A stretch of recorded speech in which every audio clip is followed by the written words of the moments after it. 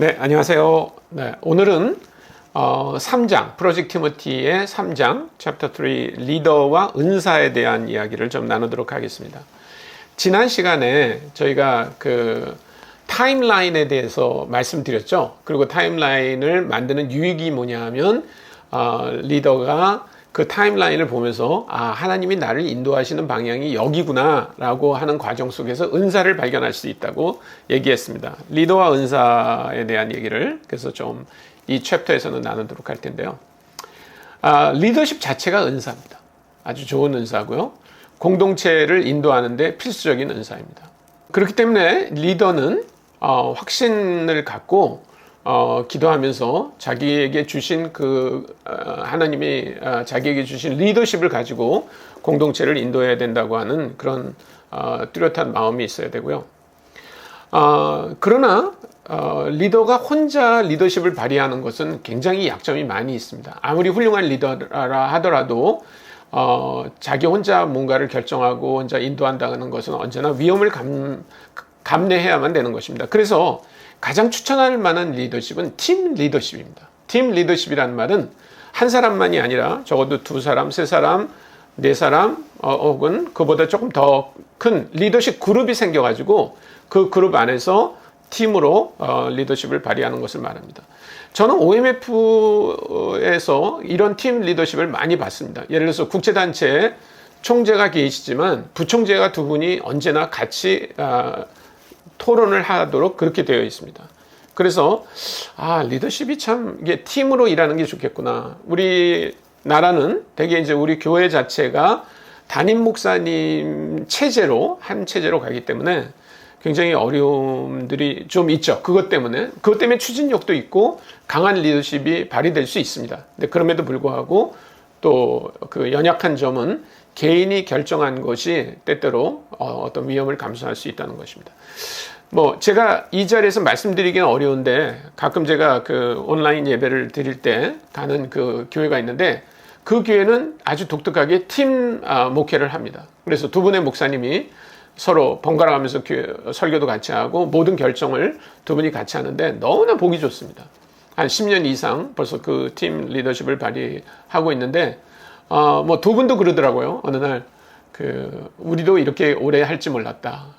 또 두 분이 워낙 다르세요. 성격도 다르고 자라온 배경도 다르고 그렇지만 두 분이 그렇게 서로 주님을 의지해서 팀 목회를 하는 것이 너무 보기 좋습니다. 우리가 은사를 얘기할 때 세 가지 정도로 나눌 수 있는데 하나는 타고난 능력입니다. 이것은 어머니 뱃속에서 나올 때 체득된 거죠. 우리의 DNA에 있거나 아니면 그 집안이 갖고 있는 어떤 환경 이런 것 때문에 갖게 되는 것을 타고난 능력, 영어로는 natural abilities라고 얘기합니다. 그 다음에 습득된 기술이 있습니다. 습득된 기술이라고 하는 것은 자라면서 교육이나 혹은 훈련을 통해서 만들어지는 그런 기술을 말하는 겁니다. 영어로는 acquired skills라고 얘기합니다.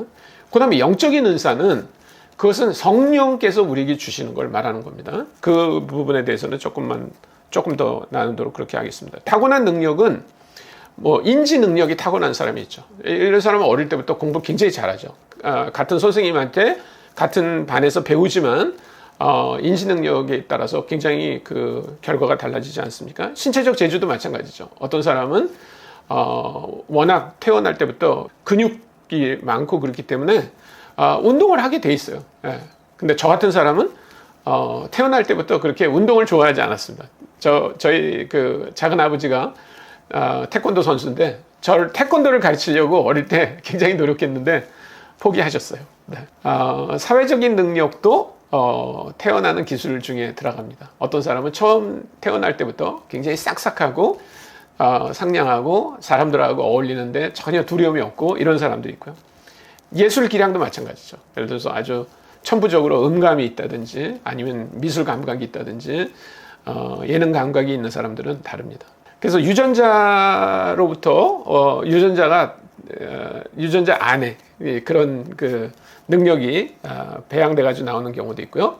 또 아까 얘기한 것처럼 그 부모님들이 갖고 있는 그런 영향력 이런 것이 어릴 때부터 자연스럽게 배워져 나가는 것, 그것이 타고난 능력이라고 생각합니다. 두 번째, 습득된 기술은 아까도 말씀드렸지만 교육이나 훈련을 통해 얻게 되는 능력인데요. 예를 들어서 저는 중학교 때 처음으로 부기라는 거를 배웠는데요. 얼마나 재밌는지 몰라요.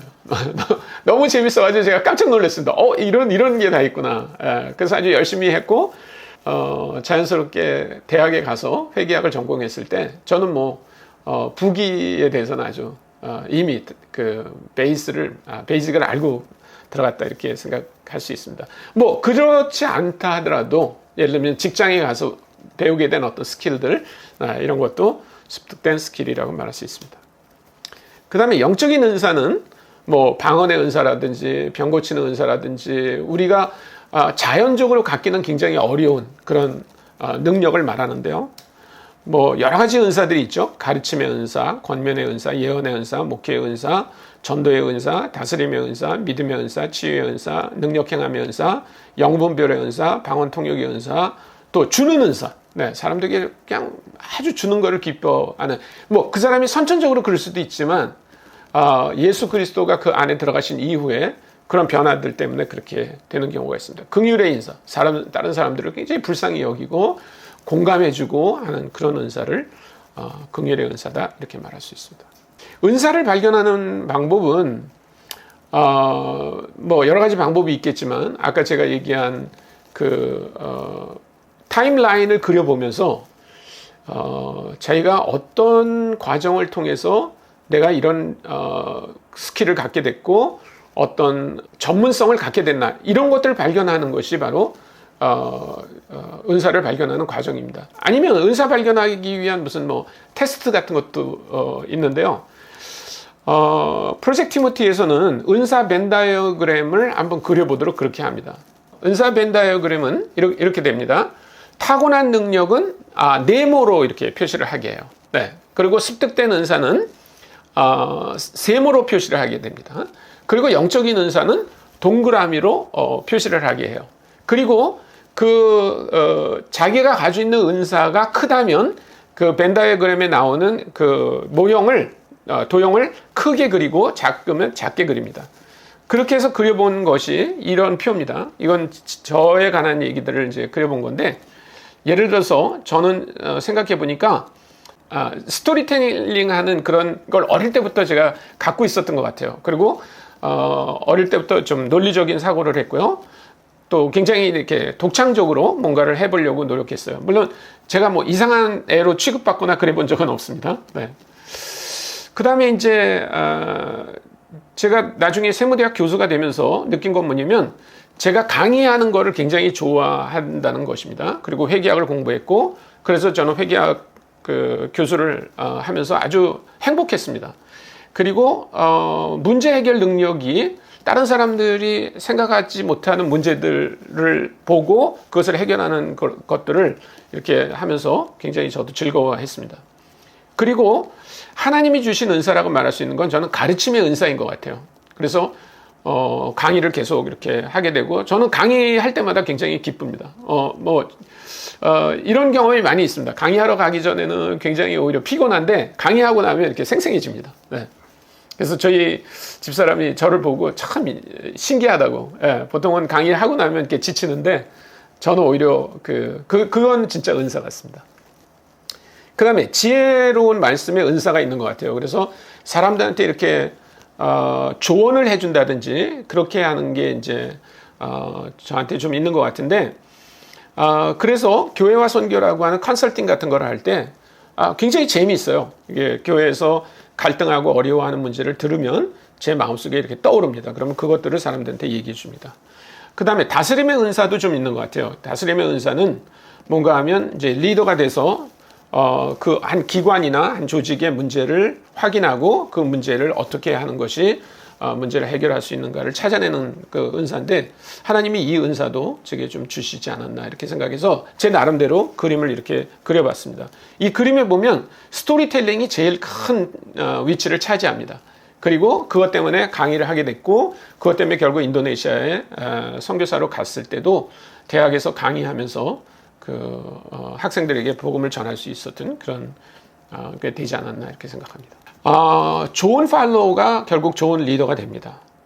여호수아도 여러분이 아시는 것처럼 모세의 팔로워였습니다. 그렇기 때문에 하나님께서는 좋은 팔로워가 리더가 되게 한다는 것을 우리가 기억할 때, 우리가 리더가 되기 위해서 뭔가 노력하기 이전에 좋은 팔로워가 되도록 하는 것이 굉장히 중요합니다.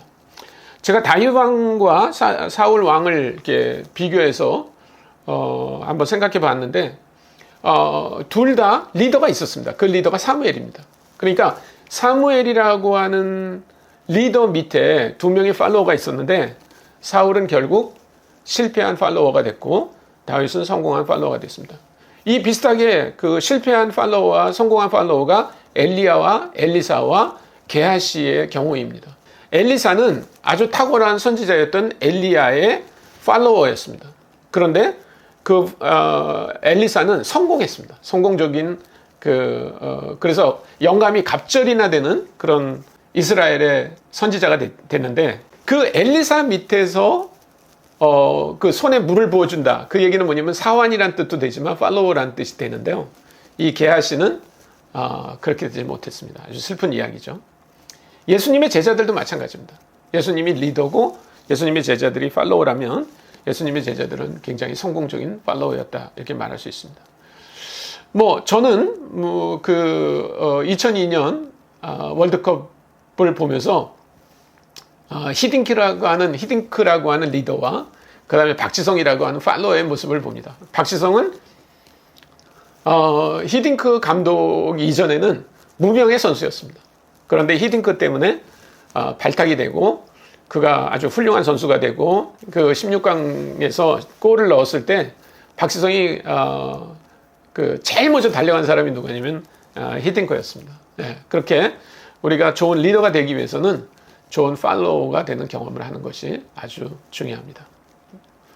네, 감사합니다.